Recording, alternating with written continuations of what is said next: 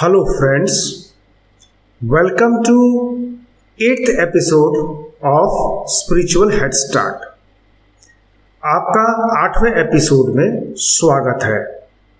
7वें episode में आपने Shaolin masters के मेडिटेशन के ऊपर भी देखा। अब मैं आपको पेश करने जा रहा हूँ और मेडिटेशन के बारे में जानने से पहले उनके कंटेंट क्या वो यूज़ करते हैं वो जानना बहुत ज़रूरी है। तो संक्षेप में बता दूं कि लास्ट एपिसोड में मैंने बताया कि क्या कॉन्सेप्ट है और बुद्धिज़्म जैन संप्रदाय जो है, बुद्धिज़्म का जो जैन संप्रदाय से जुड़े हुए हैं, शाओलिन टेम्पल और मोनेस्ट्री। अब मैं आपको ये बताने वाला हूँ कि बुद्धिज़्म का कौन सा प्रिंसिपल्स ये लोग इस्तेमाल करते हैं। तो ये बता दूँ कुंफू, बॉक्सिंग, मार्शल आर्ट्स की जो भी लड़ाई की विधि है, जो विधान है, उसको इन्होंने बहुत अच्छा से डेवलप किया है और इसमें इन्होंने बुद्धिज़्म के काफ़ी प्रिंसिपल्स को लिया है।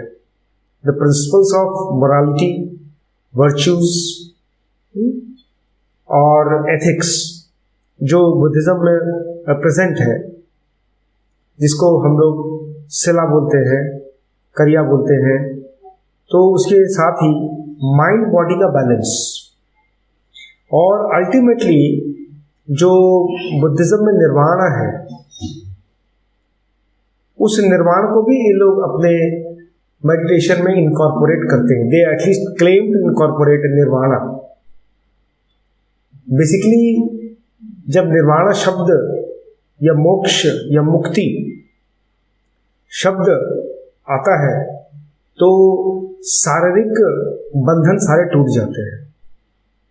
लेकिन यहाँ पे शाओलिन मोनेस्ट्री में शारीरिक अस्तित्व को ध्यान में रख के सारी चीजें की गई है। तो मेरे नज़र से यदि देखें तो शाओलिन मोनेस्ट्री में सब कुछ है, अध्यात्म है, बुद्धिस्ट की प्रिंसिपल्स का फॉलोइंग भी है, पर निर्वाण नहीं हो सकता है क्योंकि शारीरिक जो व्यवस्था है उसको खास तौर पे देखा जाता है। अब इसमें जो स्पेशली जो जिस तरह के मेडिटेशन के लिए जो बॉडी पॉस्चर जिसे गौतम बुद्ध ने बताया था अध्यात्म के लिए बॉडी पॉस्चर, वो बॉडी पॉस्चर का जो प्रिंसिपल है वो ये लोग लेते हैं। देखिए स्लाइड में किन 5 चीजों को ये अपने पास में रखते हैं।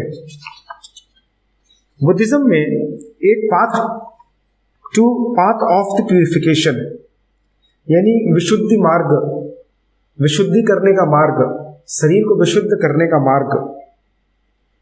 दूसरा जो है वो इन एंड आउट ब्रीदिंग यानी प्राणायाम जिसे कहते हैं, और पाली भाषा अपभ्रंश पाली भाषा में चूँकि बुद्धिज्म की टीचिंग है तो असास पसास बोल के ये लोग उसको बोलते हैं। और जो तीसरा जो इनका स्क्रिप्चर में जो मेंशन्ड है फैक्टर वो है पॉस्चर का, जिसे इरियापदा बोलते हैं, इरियापदा।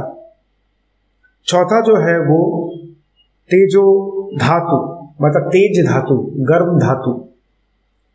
और चौथा द 4 ग्रेट एलिमेंट्स महाभूत। जैसे हमारे सनातन धर्म में 5 महाभूत हैं, बुद्धिज्म में 4 महाभूतों को इम्पोर्टेंस दिया गया। ऐसा नहीं है कि 5वें महाभूत को अस्वीकार कर रहे हैं, लेकिन 4 महाभूतों के उद्देश्य को क्लियरली मेंशन किया गया है। और 5वां है खाना।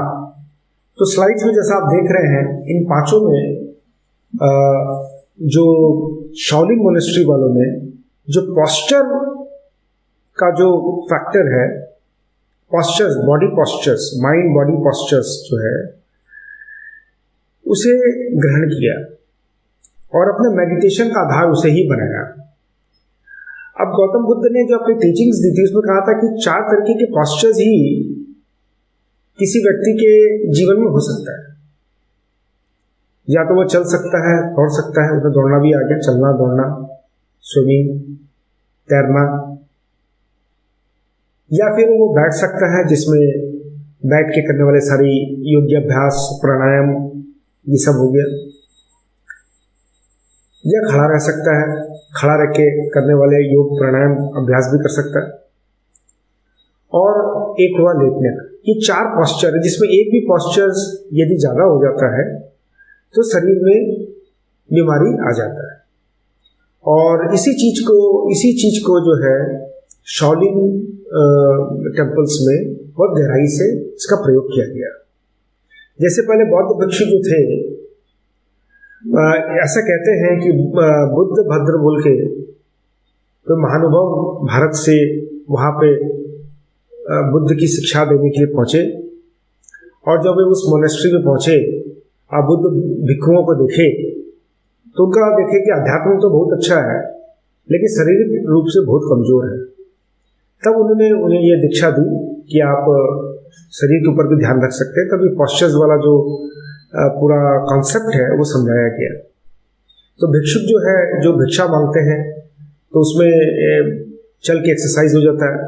सुबह के समय में हवा, श्वास लेना और छोड़ना, गहरी सांस लेना और छोड़ना, ये लेने से जो है एक हो जाता है। पूरी तरह से निद्रा लेने से लेटने का काम हो जाता है। तो इस तरह चारों पॉस्चर्स को बैलेंस में करने से बीमारी नहीं होती है। तो ये कॉन्सेप्ट को इन्होंने अपने जो बेसिक मॉड्यूल्स है उसमें इन्होंने रखा, जिससे ये माइंड और बॉडी को रिफ्रेशिंगली वर्क करवा सके। तो ये सब आधारभूत गुण हैं बुद्धिज्म के, जिसको इन्होंने अपने सिस्टम में या इनके अपने मेथड्स में इनकॉर्पोरेट किया। अब मेडिटेशंस जो करते हैं वो तो मैं लास्ट एपिसोड में बताऊंगा किस तरह से मेडिटेशन करते हैं, लेकिन आप समझ गए होंगे कि बुद्धिज्म जो है का जो आधारभूत जो उनका टीचिंग्स है उसके आधार पे ही इसमें बहुत सारी चीज़ों को रखा गया है। लेकिन जो शारीरिक चीज़ जो बुद्धिज्म में बोला गया था उसमें ये लोग केवल एक ही पोर्शन को ले रहे हैं जिसको पॉस्चर बोलते हैं। तो हमें ये समझना पड़ेगा कि बुद्धिज्म के सारे प्रिंसिपल्स इसमें नहीं आ रहे, कुछ ही प्रिंसिपल्स इसमें आ रहे हैं। और इसके अलावा जो लोग पूरी तरह से बौद्ध नियमों को पालन करना चाहते हैं वो भी कर सकते हैं, लेकिन स्पेशली यदि कुंफू के लिए इस तरह की धारणा हो रही है तो सारी चीज़ें नहीं कर सकते हैं। शारीरिक तरफ ज़्यादा झुकाव है, शारीरिक फिटनेस को ज़्यादा महत्व दिया गया है। तो जहाँ शारीरिक फिटनेस को ज़्यादा महत्व दिया जाएगा वहाँ अध्यात्म नहीं होगा। तो निर्वाण की बात तो नहीं करें तो अच्छा है। इस पर निर्वाण बोल के कुछ भी नहीं है, माइंड और बॉडी का बैलेंस है, उसको इसमें दिखाया गया है।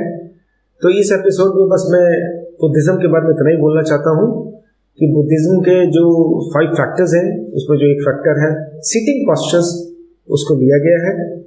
इसके अलावा खान पान के पॉस्चर्स को भी लिया गया, क्योंकि खान पान भी उनका इंटीग्रल पार्ट है, उसको भी इन्होंने अपने हिसाब से लिया है। तो matter of convenience, time of convenience जो अपने यूज़ करते हैं वर्ड को, उस हिसाब से इन्होंने अपने हिसाब से सारी चीज़ों को जोड़ा है, किसी को घटाया है। इस तरह से इन्होंने जो है शाओलिन की मेडिटेशंस को भी उसी तरह से डेवलप की है और बहुत सफल रहे हैं। प्रयोग किया है, एक के बाद एक प्रयोग किया है, सफल रहे हैं।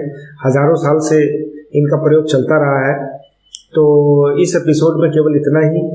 लास्ट एपिसोड में मैं आपको केवल मेडिटेशंस के ऊपर मैं बताऊंगा कि मेडिटेशन में ये लोग बुद्धिज्म के क्या चीज़ को लेते हैं और किस तरह से ये मेडिटेशन के माध्यम से अपने शरीर को भी बेहतर बनाने की चेष्टा करते हैं। तो इस एपिसोड में आपका बहुत बहुत धन्यवाद।